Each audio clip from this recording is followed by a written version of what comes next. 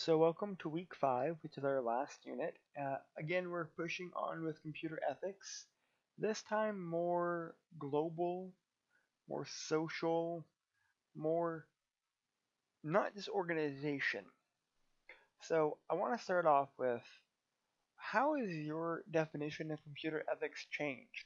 So what do you view as computer ethics now as opposed to beginning of this course? So that's the first thing is you have to have the developed definition of computer ethics that you've seen as you change through this. So what's some of the rationale? Why bother dealing with computer ethics? So I've talked to several of you on the phone, and one of the big things that I've noticed is the working definition that we've had has changed. It wasn't as black as white as we first began. One of the big reasons why is as technology is entrenched in our society, ethical questions arise regarding the use of new technologies. Cloning, for example, is always a big one. Are these ethical issues pertaining to computer professional new, or are they the same issues, just different use? Meaning, are we dealing with the same general ethical concerns as we did 100 years ago? Or because of our technology, has those ethics changed? So, one of the big things here is professionals face new ethical questions. Because of the technology, we understand that. But is there any type of general principle that we can apply? One of the big ones is the vacuum of rules or policies. That means because of the change, because of the new questions, there is no guidance, period. However, there are other types of conceptual frameworks which to formulate some type of policies and procedures that help make dealing with computer ethics a little bit more sustainable. One of the big things here is how did people 100 years ago deal with the invention of flight? Granted, we've had flying for over 100 years now, but how did they deal with the ethical questions brought upon with flight? Can we look at how they were able to deal with those questions and apply that same type of framework to what we do now? That's what we're asking.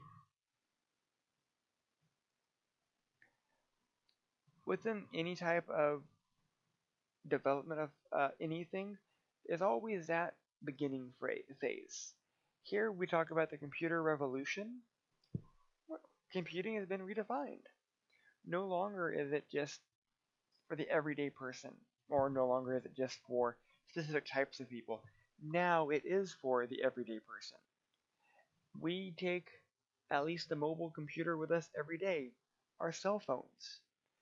Technology has become integrated into our daily life, and we can't live without it.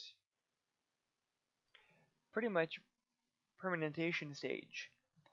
They become such an integral part of our life that we can't do anything without them. Hence the practical importance of computer ethics. This is one of the big ones why I wanted to talk about this section first. It is the invisibility factor. Invisible abuse, and that is the invisible operation of the computers that may be used for unethical use or conduct. Invisible programming values. It's could be backdoors or portions of code that programmers put in there on purpose.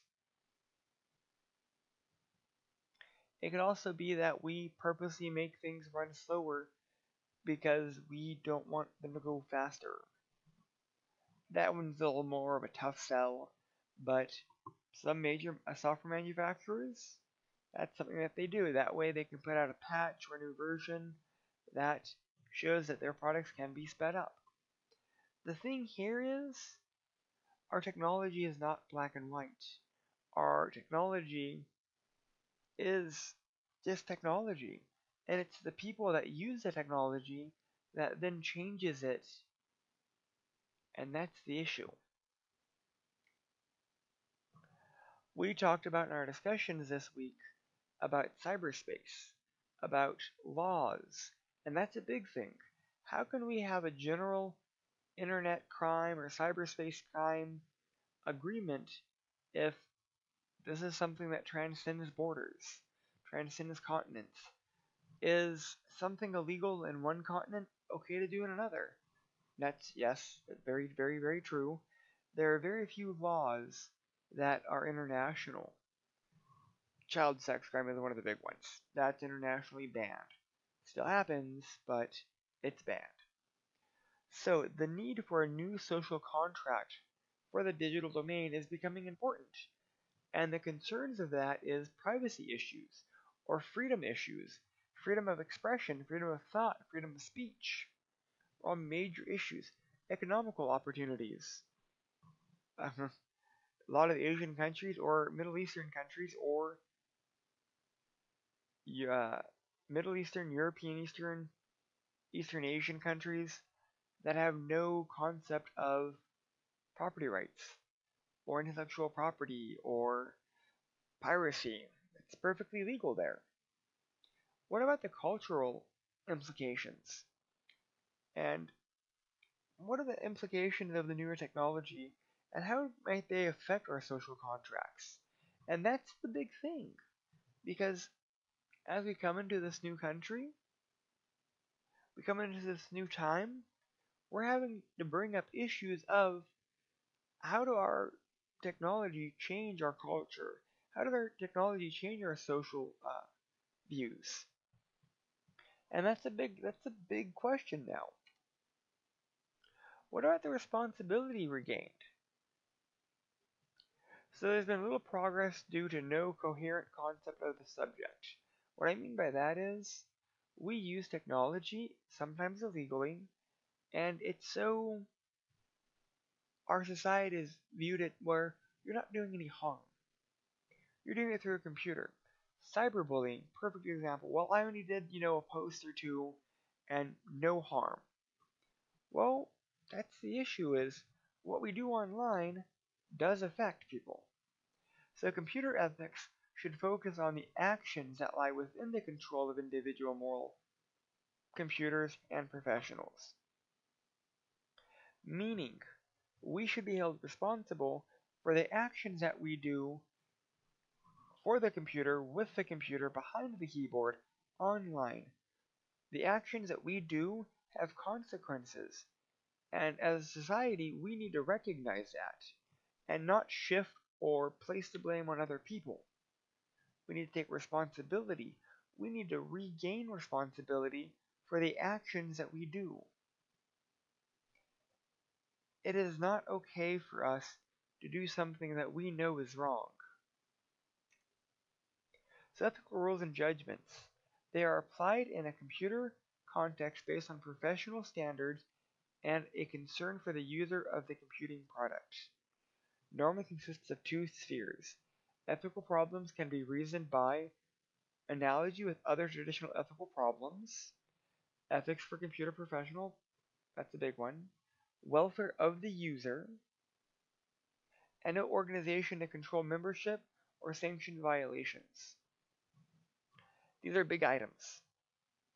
We need to be able to look at current ethical concerns and look at traditional ethical problems and see if we can find a correlation or at least standing ground so that we have a way to view and to react current and future ethical concerns, looking at current and past ethical problems, and to see how we got through them. Terry Winograd brought up a very key point, and that is integrate computer technology and human values in such a way that the technology advances and protects those values rather than doing more damage to them. One of the problems with that type of thinking, as we develop new technology, there is no guarantee that what we do with that technology will always advance our values. They may do more damage to our values. When we created the atomic bomb, no one thought that it would be used to create wars. We thought it would be used to end wars. Intentions play a huge role in how an action is interpreted. The intent of our actions count. We must consider the context when assessing an ethical issue. Hindsight's 20/20, but at that moment in time, based off the information that they had, we have to base our assumptions and our considerations on those concerns at that time. Domains in which an action is assessed is not necessarily or always the same as the domain in which the action or actor interprets it. I did an action today because I thought it was the best choice I had, and in a year I may be judged on those actions. A great example is normally the time question. If you had the ability to go back and kill Hitler, would you? But in doing so, you would have to go back to when Hitler was 10. Is the action that you do now okay? Going back in time after you know what he did to execute him may be viewed as okay. But what happens if you were stuck? It's a one-way trip. You go back in time to kill Hitler as a 10-year-old and you were stuck there. Would you be assessed off the information that you know now or off the action then?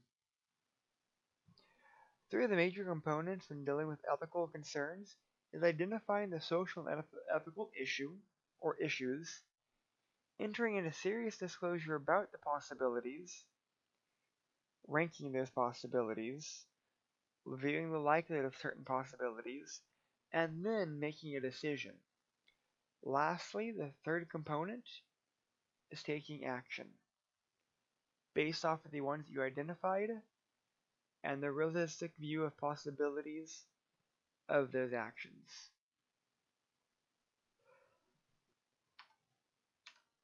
So now let's look at ethics in our society, not so much in an organizational structure, but as our society, our country as a whole. An association of people organized under a system of rule designed to advance the good of its members over time. That's the definition of society. We are Americans, and we should be organized under a specific type of rule, the rules set by our federal, state, and local government, and those rules are in place to advance, normally for the better, all members over time. Morality is rules of conduct describe what people ought and ought not to do. Ethics, philosophical study of moral or morality, or morals, a rational examination into people's moral beliefs and behavior. We know through whether it be social or interaction with other people what morally we consider right and wrong for our society. Different parts of the country or state that you live in may change the base morals. But in general, we all have a certain moral understanding of what is and is not acceptable. Robert Collins and Keith Miller both brought up two major concepts. The paramedic method, it's the procedure for analyzing a particular ethical situation. Professionals must determine an ethical course of action for three different perspectives. A dialogical approach, a social contract approach, and a utilitarian approach. So the ethical decisions leading to the most opportunity and the least vulnerability for most parties. The social contract is negotiating consensus as a tool. Deontological is concerned with the rights and obligations given someone rights creates obligation. If you have a right, what are the obligations that go with those rights?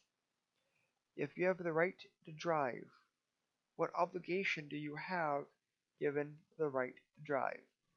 Probably not to kill anyone with your car. That's an obligation that should be pretty given. Utilitarian is thinking of the greater good of the whole or society. Four-step process with similarities to the waterfall methodology for software design. Oh, have to love the waterfall method. Gather, analyze, negotiate, judge, repeat.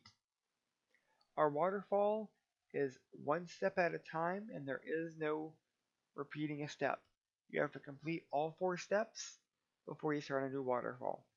Gather the data, analyze the data, negotiate an agreement for the betterment of all, then judge the data.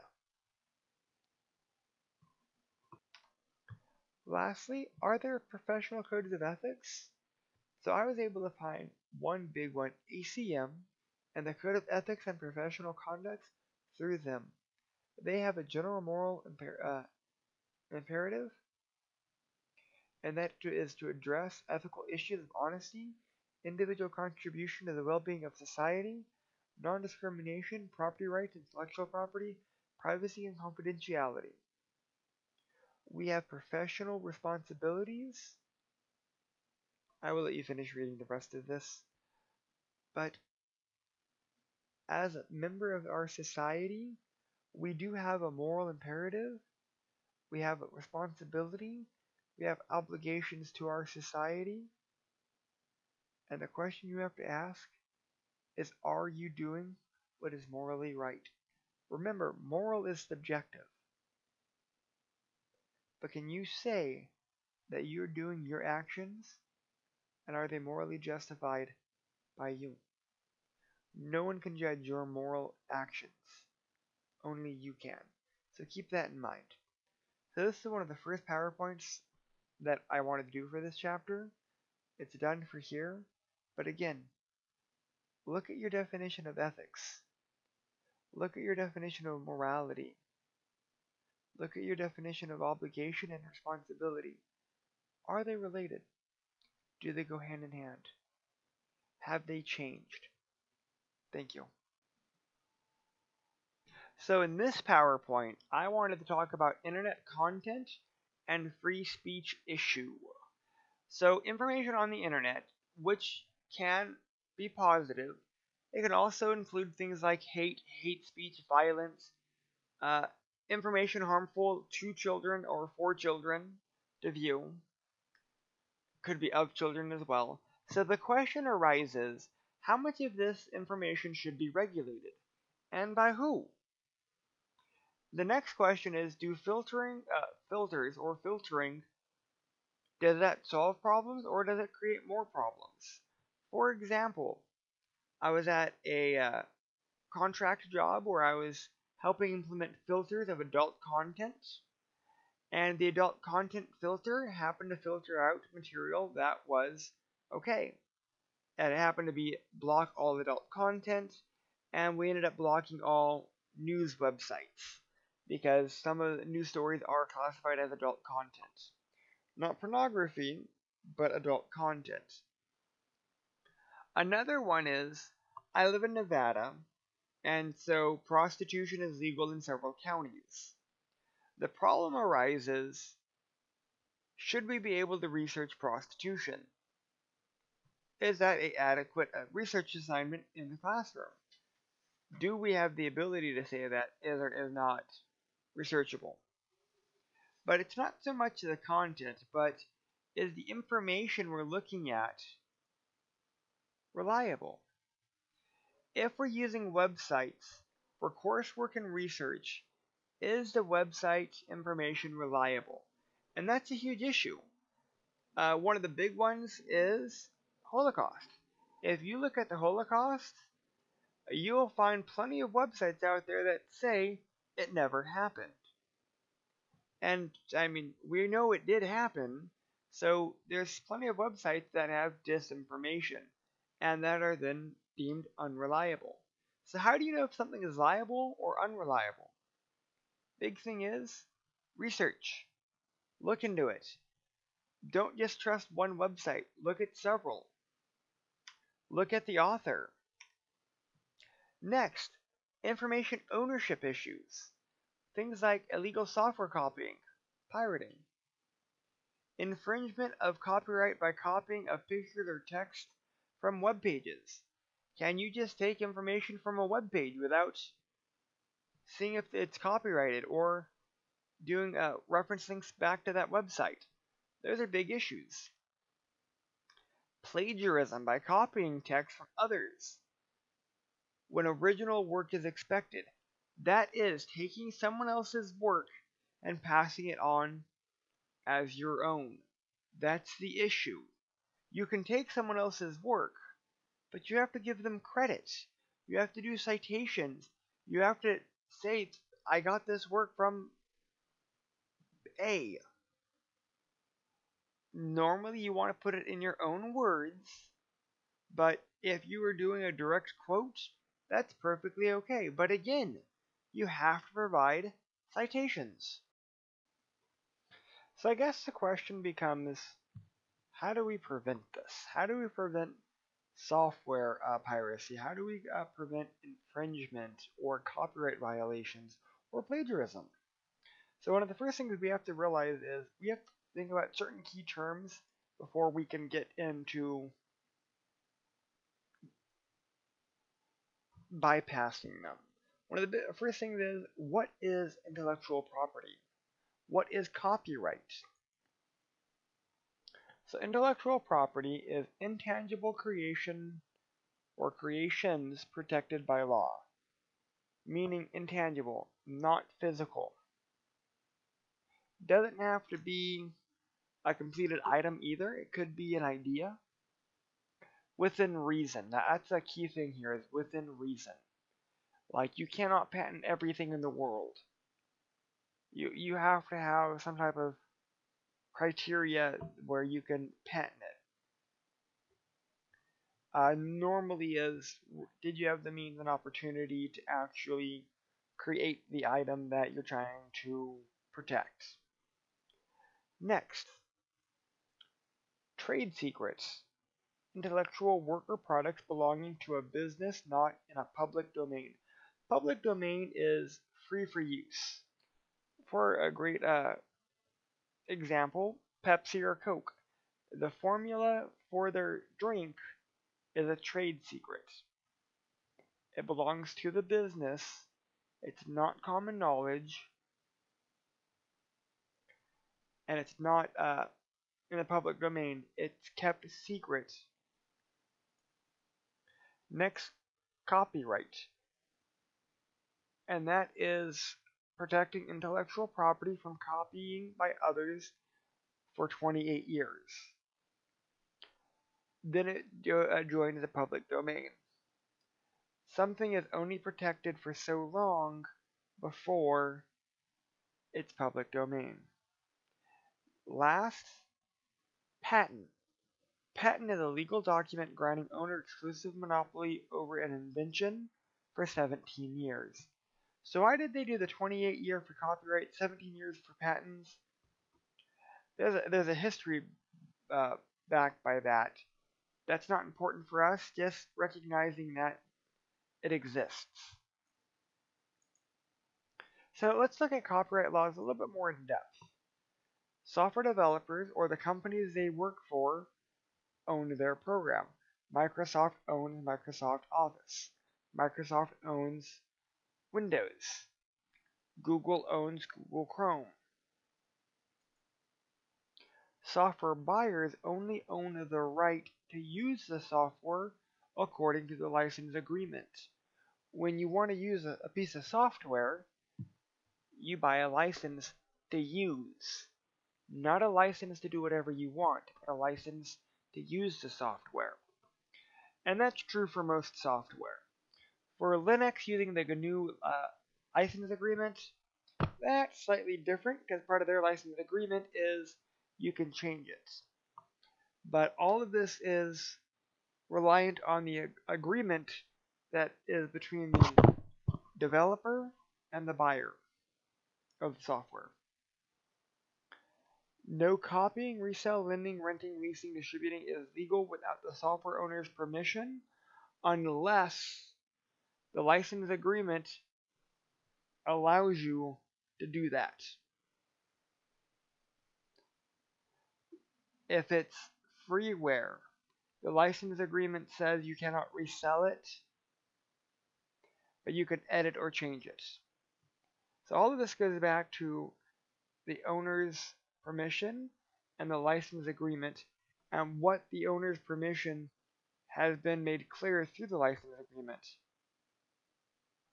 So what are some different types of software licensing? There are 4 major types: public domain, freeware, shareware, all rights reserved. Public domain is public knowledge, freeware is free, share is you're legally allowed to share it, not sell it, and all rights reserved are ones that have reserved rights. So public domain. Public domain software has no owner and is not protected by copyright law.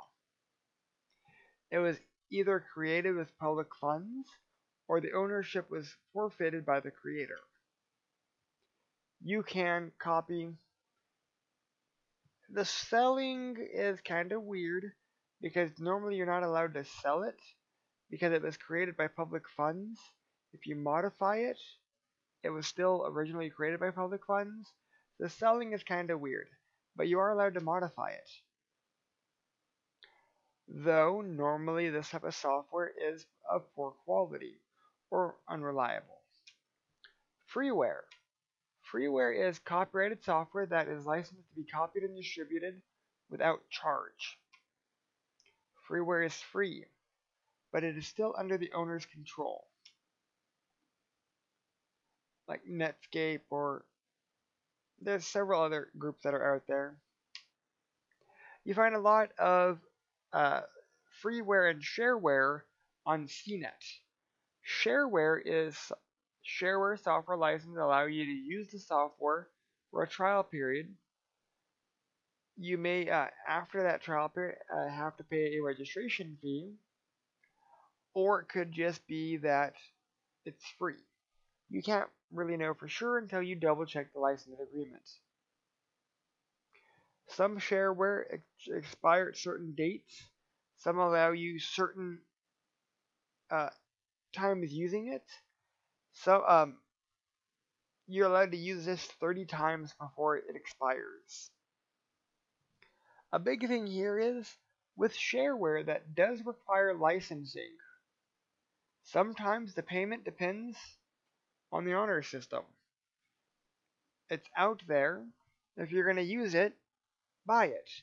Malwarebytes, for example. It's shareware for home users. It is not shareware for businesses. And if you're using the shareware version in a business, they use the honor system to see if you'll pay. And for the most part, most people pay. Purchasing the right to use the software may also get you a version more powerful with better features. Sometimes yes, sometimes no. So what is this all rights reserved licensing? May be used by purchaser according to the exact details in the license agreement. You cannot legally use it or even possess it without permission.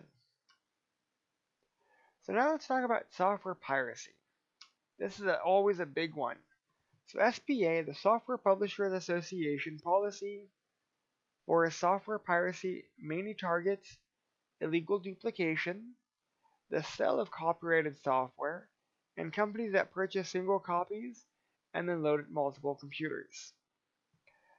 Illegal duplication is where you duplicate disks or software.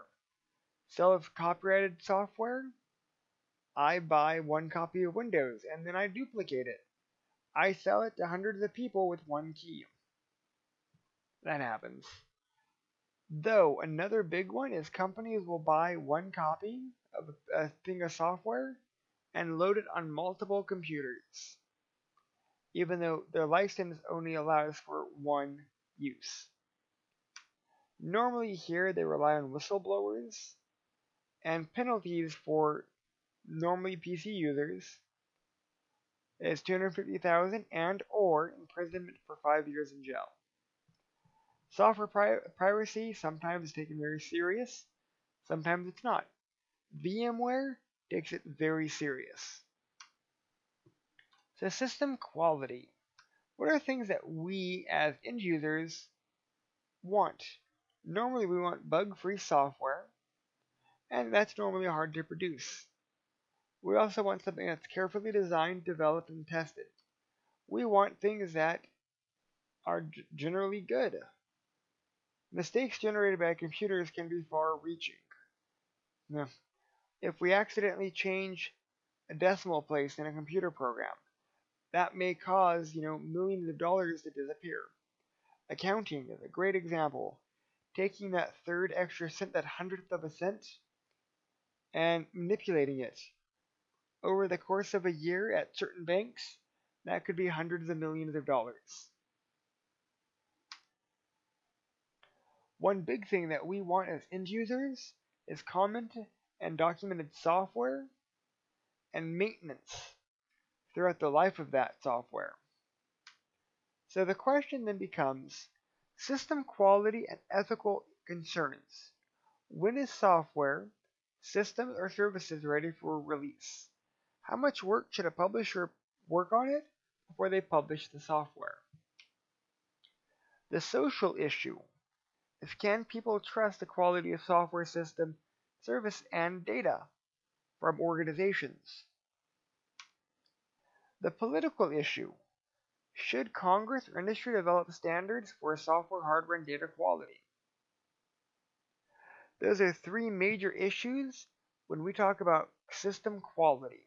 There's the ethical concern, there's the social issue, and the political issue. Most of this is not tied in one area. It's tied in numerous areas. What about personal responsibility for the users? Do we as users have any responsibility? Generally, it's to conserve. When we're not using the computer, we turn it off. If we're not using it for a long period of time, we may also set a screensaver. Maybe it's to recycle. Recycle both the hardware, the electronics, the paper, recycling of it correctly. And educate. Know the facts about the ecological issues dealing with our technology. That's actually it for this section.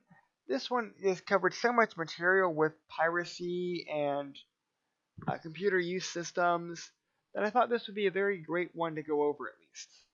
So I wanted to thank you. Okay, so the last PowerPoint that I wanted to do for Unit 5, it's titled A Gift of Fire, Social, Legal, and Ethical Issues of Computer and the Internet, 2nd edition. This is based off of the book Gift of Fire. These slides were prepared by Sarah Bass from San Diego State University. They were prepared for. They were created by Sherry Clark of Patton Hill. I really wanted to do these slides because when I went through them in my own courses, like this forced you to think. And so I wanted to return the favor and do these for my students as well.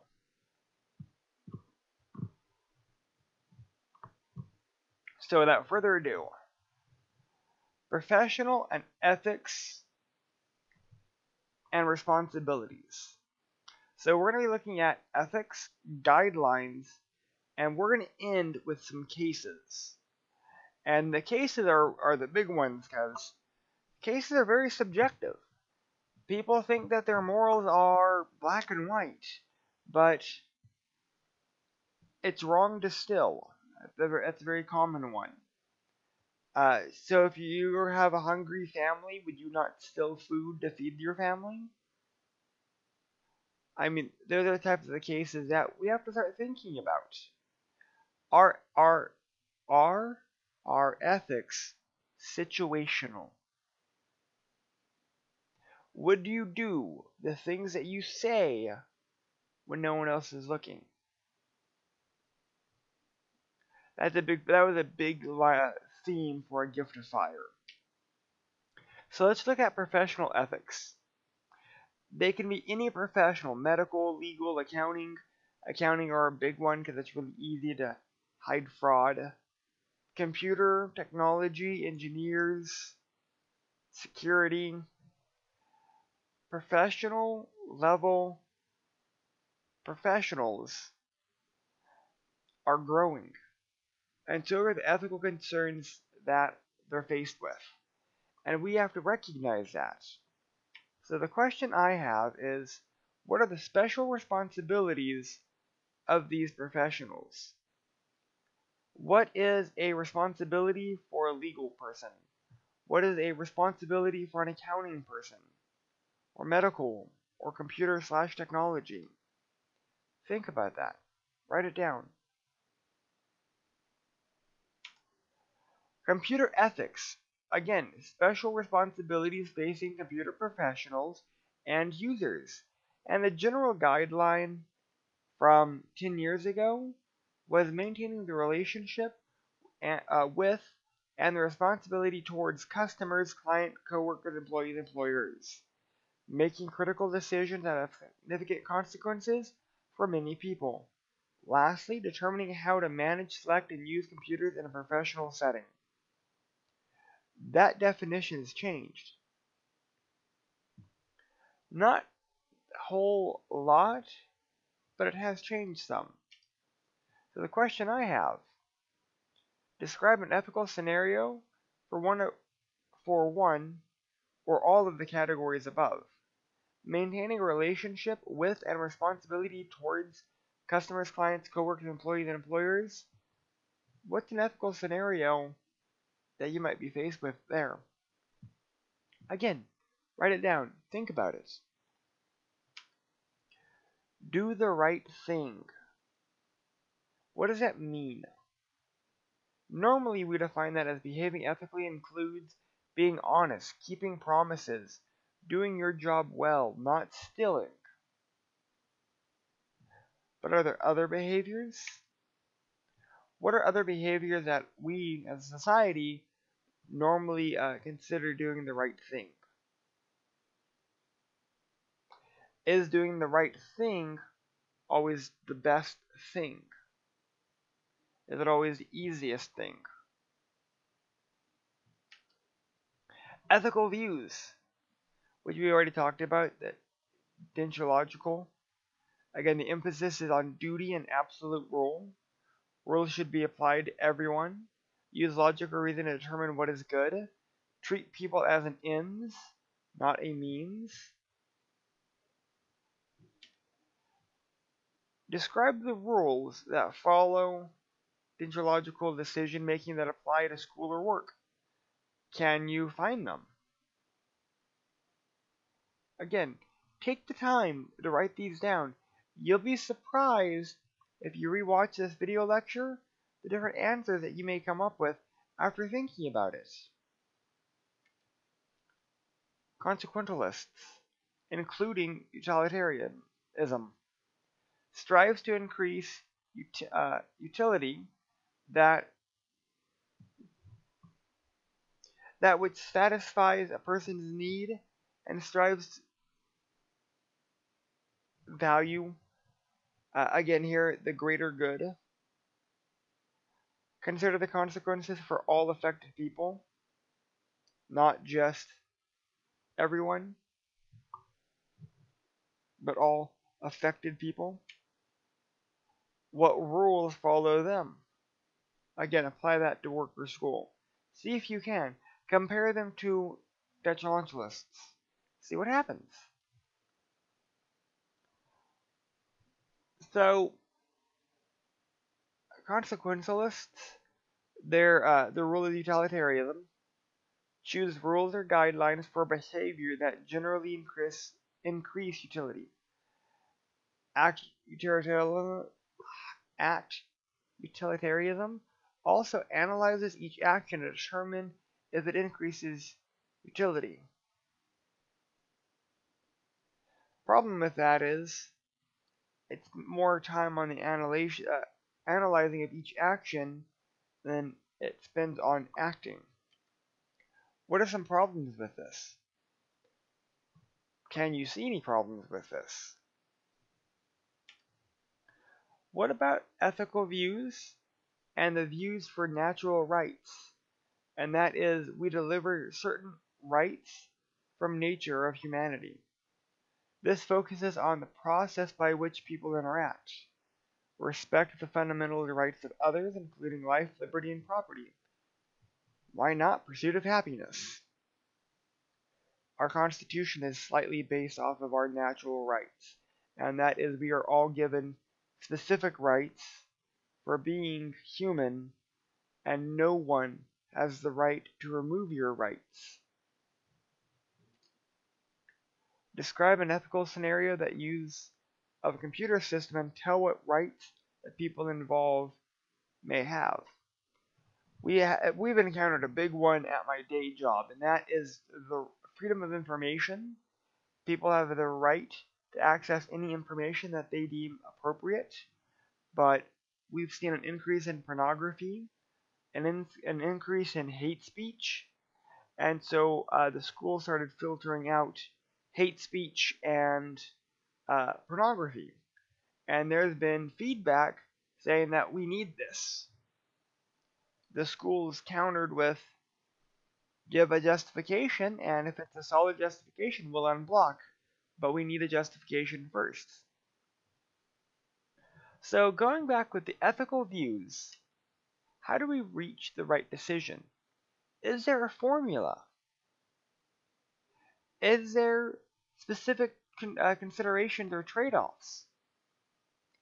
Are there any theories to help identify? What trade-offs might a computer professional need to consider? What trade-offs may a professional not want to consider? That's a big one. How much are you willing to compromise before you won't compromise no more? Some important distinctions: right, wrong, and okay. Acts may be ethical, obligatory, ethical prohibited, or ethically acceptable. Death penalty. That might be ethical acceptable because we okay it. What about negative rights? What's a negative right? Normally, we define them as liberties. That's the right to act without coercion or interference. Positive rights, those are claim rights, imposing an obligation on someone or some people to provide certain things. Causing harm. Some acts may cause harm to others, but are not necessarily unethical. Sometimes the ability to cause harm is just an unforeseen event. Intentions matter. Why did you do what you did? So the question becomes, describe an ethical scenario involving a computer professional that illustrates one of the above items. When you think about this, try to come up with a scenario for the right, wrong versus okay, or the negative and positive rights. Those are big ones. You can also think about white-collar crimes dealing with technology and causing harm. See if you can think of the scenarios where that is the case. So, other important distinctions: goals versus actions, personal preference versus ethics, law versus ethics. Some acts are ethical but illegal. Some acts are legal but unethical. So think about that. The question I have for that is describe the ethical scenario involving each of the ones that are above. Specifically think of either computer professionals or technology. Again, you'll be surprised when you write these down, come back a little bit, and ask yourself the same question if you get the same answer, because they are varying. So special aspects of professional ethics normally are specifically dealing with computer professionals. They're experts in their field. They know their customers rely on their knowledge, expertise, and honesty. They understand that their products, their services, their goods. They follow good professional standards and practices. They have up-to-date knowledge.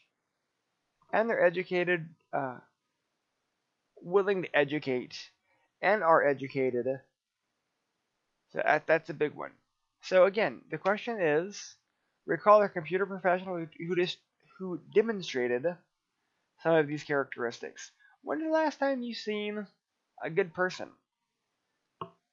The last slide that I want to talk about, professional codes of ethics. Is there a professional code of ethics?